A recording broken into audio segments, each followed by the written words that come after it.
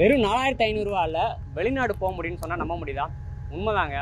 எல்லாருக்கும் லைஃப்பில் ஒரு நாளாவது ஃபாரின் போகணும், ஒரு தடவையாவது ஃபாரின் போகணும் அப்படின்னு சொல்லி ஒரு ஆசை இருக்கும்.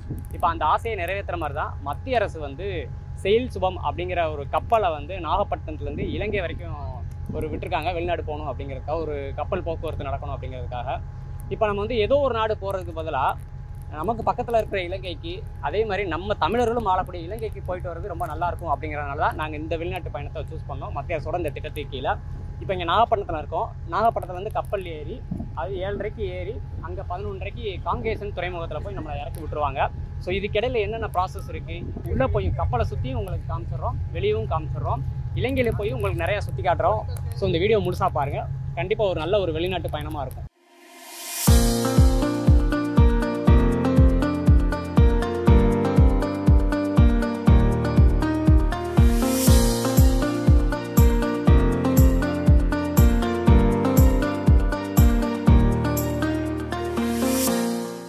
ஸ்ரீலங்காவும் ஒரு வெளிநாடு அப்படிங்கிறதுனால ஏர்போர்ட்டில் எப்படி ஒரு செக்இன் ப்ராசஸ் இருக்கோ அதே மாதிரி தான் இங்கே நாகப்பட்டினம் துறைமுகத்துலேயும் செக்இன் ப்ராசஸ்லாம் இருக்கும். இப்போ கப்பல் வந்து 8 மணிக்கு கிளம்புது அப்படின்னா ஒரு 2 மணி நேரத்துக்கு முன்னாடி 6 மணிக்கெலாம் இங்கே வர்றது பெட்ரு. ஏன்னா செக்இன் ப்ராசஸ், இமிகிரேஷன் ப்ராசஸ்லாம் முடிகிறதுக்கே ஒரு 3/4 மணி நேரம் 1 மணி நேரம் ஆயிரும். அதே மாதிரி கப்பல் கிளம்புறதுக்கு ஒரு 3/4 மணி நேரம் 1/2 மணி நேரத்துக்கு முன்னாடியே இந்த செக்இன் கவுண்டரை க்ளோஸ் பண்ணிடுவாங்க. அதுக்கப்புறம் அந்த ப்ராசஸ்லாம் முடிஞ்சதுக்கப்புறம் அந்த கப்பல் ஏற போகும்போது கப்பல் பக்கத்தில் வச்சு நம்ம செல்ஃபியோ, வீடியோவோ, ஃபோட்டோஸோ எடுத்துக்கலாம். ஸ்ரீலங்கா போகிறதுக்கு நம்மகிட்ட வேலிட் பாஸ்போர்ட், அதாவது எக்ஸ்பைரி ஆகாத பாஸ்போர்ட் இருந்தால் போதும் செக்இன் ப்ராசஸ். அப்போ இந்தியர்களுக்கு விசா தேவையில்லை, அதனால் விசா சார்ஜஸும் இருக்காது. இங்கேருந்து போகிறதுனாலும் சரி, அங்கேருந்து ரிட்டர்ன் வரதுனாலும் சரி விசா தேவையில்லை. ஆனால் ஸ்ரீலங்கன்ஸ்க்கு விசா கண்டிப்பாக அப்ளை பண்ணணும். அவங்க ரூபாயில் விசாவுக்கு வந்து 14,000 ரூபா செலவாகும் அப்படின்னு சொல்கிறாங்க. இப்போ இங்கே ₹1 நாங்கள் போகிற அன்றைக்கி அங்கே வந்து ₹3.28 இருந்துச்சு. இங்கே ₹1 அங்கே ₹3 சம்திங் இருக்கும். இப்போ இங்கே ருபின்னு சொல்கிற மாதிரி அங்கே ரூபியை எல்கேஆர் அப்படின்னு சொல்லுவாங்க. அங்கே விலைவாசி வந்து அதிகமாகவே இருக்குது. இப்போ ஒரு டீலாம் பார்த்தீங்கன்னா ₹100 இருந்துச்சு ஒரு ஹோட்டலில். அதே மாதிரி வெஜ் மீல்ஸ் பார்த்தீங்கன்னா, வெரைட்டி மீல்ஸ் பார்த்தீங்கன்னா ₹450 இருந்துச்சு. இப்படி அங்கே விலைவாசி வந்து அந்த டூரிஸ்ட் ஃபேமிலி சொல்கிற மாதிரி அங்கே விலைவாசி வந்து அதிகமாகவே இருக்குது. இப்போ கப்பலில் ஸ்ரீலங்கா போகிறோம் அப்படின்னா கண்டிப்பான முறையில் ரிட்டர்ன் டிக்கெட் வந்து புக் பண்ணிட்டு தான் போகணும். ஏன்னா செக்இன் ப்ராசஸ் அப்போ அந்த ரிட்டர்ன் டிக்கெட் வந்து காட்ட சொல்லுவாங்க. அது இப்போ எக்ஸப்ஷனல் கேஸில் வந்து ஃபேமிலியாக குழந்தைகளோட போகிறோம் அப்படின்னா அவங்களுக்கு வந்து விட்டுருவாங்க.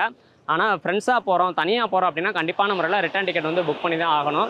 ஏன்னா போகிற டேட் தெரியுது, ரிட்டர்ன் அங்கேருந்து எப்போ வரோங்கிறது தெரியணும்ல. அங்கே போய் எது இல்லீகல் ஆக்டிவிட்டீஸில் ஈடுபடக்கூடாதா, அதனால் ரிட்டர்ன் டிக்கெட் வந்து மஸ்ட் அப்படிங்கிற மாதிரி சொல்கிறாங்க. இந்த ரிட்டர்ன் டிக்கெட் வந்து ஃப்ளைட்னாலும் சரி, இல்லை கப்பல்னாலும் சரி, ஆனால் ரிட்டர்ன் டிக்கெட் வந்து புக் பண்ணிவிட்டு போகணும். அது மாதிரி ரிட்டர்ன் கிளம்புற அன்னைக்கு காலையில் ஒரு 2 மணி நேரத்துக்கு முன்னாடியே ஃபோன் போட்டு கிளம்பிட்டீங்களா இல்லையா, எங்கே இருக்கீங்க அப்படின்னு சொல்லி ஃபாலோஅப்பும் பண்ணுறாங்க.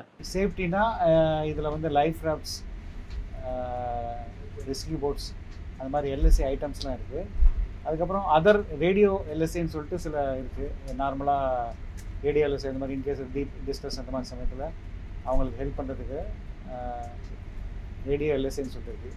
Emergency position indicating radio beacons, சாட், அந்த மாதிரி சில எல்எஸ்சி ஐட்டம்ஸ்லாம் இருக்குது.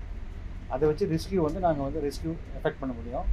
அது இல்லாமல் லைஃப் பாய்ஸ், லைஃப் ஜாக்கெட்ஸ், அந்த மாதிரி எல்லா விதமான சேஃப்டி ஐட்டம்ஸும் கப்பலில் இருக்குது. அதே மாதிரி எல்லா கப்பல்லையுமே இருக்கக்கூடிய எல்லா சேஃப்டி ஐட்டம்ஸ், ஃபயருக்கு தேவையானது, லைஃப் சேவிங் தேவையானது எல்லா ஐட்டம்ஸுமே கப்பலில் இருக்குது. இலங்கை அரசோட ஒத்துழைப்போடு தான் இது தொடங்கியிருக்காங்க. இலங்கை அரசு, இந்திய அரசு 2 பேரோட ஒத்துழைப்போடு தான் இதை தொடங்கியிருக்காங்க. இனிஷியேட் பண்ணது இந்திய அரசு. இப்போ கப்பலில் போகிறவங்க ஹேண்ட் லக்கேஜாக 10 கிலோ வரைக்கும் கொண்டு போய்க்கலாம். அதுக்கு மேலே கொண்டு போகிறாங்க அப்படின்னா எக்ஸ்ட்ரா சார்ஜ் பண்ணுவாங்க. அதே மாதிரி இந்த பிஸ்னஸ் பண்ணுறவங்களாம் நிறையா லக்கேஜ் கொண்டு போவாங்க. அப்போ அவங்களுக்குலாம் வந்து எவ்வளோ லிமிட்டு, அதுக்கு எவ்வளோ சார்ஜ் பண்ணுவாங்க அப்படிங்கிறதெல்லாம் வந்து sailsubam.com அப்படிங்கிற வெப்சைட்லேயே நம்ம பார்த்து தெரிஞ்சுக்கலாம். இப்போ மார்னிங் கப்பலில் போனதுமே வந்து நம்மளுக்கு பிரேக்ஃபாஸ்ட் வந்து ஃப்ரீயாக கொடுத்துருவாங்க, வாட்டர் பாட்டிலும் கொடுத்துருவாங்க. அதுக்கு மேலே வாட்டர் பாட்டில் வேணும்னா 1/2 லிட்டர் வாட்டர் பாட்டில் வந்து ₹30, காஃபி டீ வாங்கணும்னா ₹25. இப்போ இன்டர்நேஷனல் பார்டர் தொட்டதுமே வந்து நமக்கு வந்து சிம் கார்டு ஒர்க் ஆகாது. அப்புறம் ஸ்ரீலங்கா போய் தான் நியூ சிம் கார்டு வாங்குற மாதிரி இருக்கும். அதுக்கப்புறம் போகிற வழியிலே வந்து இலங்கையோட ரோந்து கப்பலாக பார்க்க முடியும். ஆனால் நாங்கள் போகும்போது பார்க்கல, ரிட்டர்ன் வரும்போது இலங்கையோட ரோந்து கப்பல் நாங்கள் நிற்கிறதெல்லாம் நாங்கள் பார்த்தோம். நீங்கள் கப்பலில் என்ன மேடம்? சிப் ஹோஸ்டர்ஸ். ஃப்ளைட்டில் வந்து ஏர் ஹோஸ்டர்ஸ் மாதிரி சிப் ஹோஸ்டர்ஸ். ஓகே. இப்போ இடையில வந்து பயணிகளுக்கு ஏதாவது ஒரு மயக்கம் வருது, யாரோ ஒரு ஆள் மயக்கம் வருது, வாந்தி வருது, அந்த மாதிரினா யார் பார்ப்பாங்க? வாமிட்டிங்னா வந்து நாங்கள் சீட்லேயே வந்து வாமிட்டிங் பேக் வச்சுருக்கோம். ஸோ வாமிட்னா அது எடுத்துக்கலாம். மற்றபடி வந்து சரி வாமிட் வரக்கூடாது அப்படின்னா அது சீக்ரெட் டேப்லெட் வேணும்னு கேட்டாங்கன்னா அது ஓகே. வேறு ஏதாவது அவசரமான மெடிக்கல் சப்போர்ட் தேவைப்படுது அப்படின்னா சீஃப் ஆஃபீஸர் இருப்பாங்க, அவங்க பார்த்துப்பாங்க.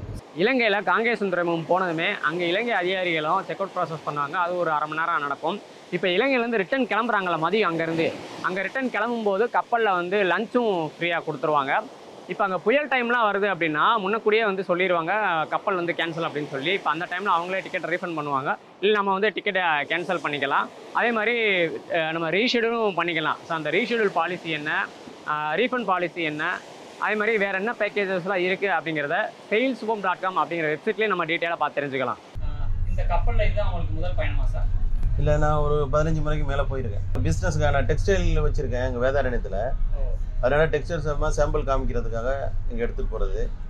அங்கே உள்ள ஜவுளி கடை ரிலேஷன்லாம் நிறைய ஜவுளி கடை வச்சுருக்காங்க இலங்கையில். இப்போ மாதத்துக்கு ஒரு 10 டைம் அது மாதிரி போயிட்டு வருவோம். ஆமாம், வேதாரண்யங்கிறதுனால நாகப்பட்டினம் வர்றது சும்மா ஈஸியாக வந்துட்டு இதுக்கு பிறகு சென்னை இல்லாட்டி திருச்சி வழியாக போவோம். அதுக்காக இது ரொம்ப ஈஸியாக இருக்குது. லக்கேஜும் 60 கிலோ வரைக்கும் கொடுக்குறாங்க, ரொம்ப ஈஸியாக இருக்குது. அங்கே எடுத்துகிட்டு போகிறதுல நமக்கு இப்படியே ஜப்னா பக்கத்தில் வந்துடுறதுனால அவங்க ரொம்ப ஈஸியாக இருக்குது. பிஸ்னஸ்க்கு ரொம்ப யூஸ்ஃபுல்லாக பிஸ்னஸ் யூஸ்ஃபுல்லாக இருக்குது. நீங்கள் இது இந்த கப்பலில் என்னவா இருக்கீங்க? நான் வந்து 3rd இன்ஜினியராக இருக்கேன். ஸோ இன்ஜின் சைடில் இது ஷிப்பில் சொல்லப்போனால் உங்களுக்கு நார்மலாக வெறும் இன்ஜின் மட்டும் இருக்காது, பவர் சப்ளைக்கான ஜென்ரேட்டர்ஸ் இருக்கும், ப்ளஸ் நம்ம சீவேஜ் ட்ரீட்மெண்ட் பிளான்ட்ஸ் இருக்கும், நிறைய எக்யூப்மெண்ட்ஸ் எல்லாம் இருக்கும். ஸோ அதோட ஃபுல் மெயின்டெனன்ஸும் வந்து இன்ஜின் டிபார்ட்மெண்ட் இருக்காங்க. ஸோ மேலே நீங்கள் பார்த்துருப்பீங்க, சீஃப் இன்ஜினியர் இருந்தார், 3rd engineer, 2nd engineer and 2 engine crew இருப்பாங்க. ஸோ அதே மாதிரி டெக் டிபார்ட்மெண்ட் இருப்பாங்க. அவங்க வந்து நேவிகேஷனல் வாட்ச் பார்ப்பாங்க. ஷிப் வந்துட்டு என்ன கோர்ஸில் போகணும் அண்ட் வந்து ஷிப்போட க்ளீனிங் அண்ட் வந்து மூரிங் ரோப் போட்டு என்ன ஷிப்பை வந்து அலாங் சைட் பண்ணுறது அதெல்லாம் அவங்க பார்த்துப்பாங்க. ஸோ 2 டிபார்ட்மெண்ட் இதில் ஒர்க் பண்ணுவாங்க. நீங்கள் இந்த கப்பலில் இதான் முதல் முறையாக பயணம் பண்ணிருக்கீங்க? ஆமாம். எதுக்காக இலங்கை போகிறீங்க?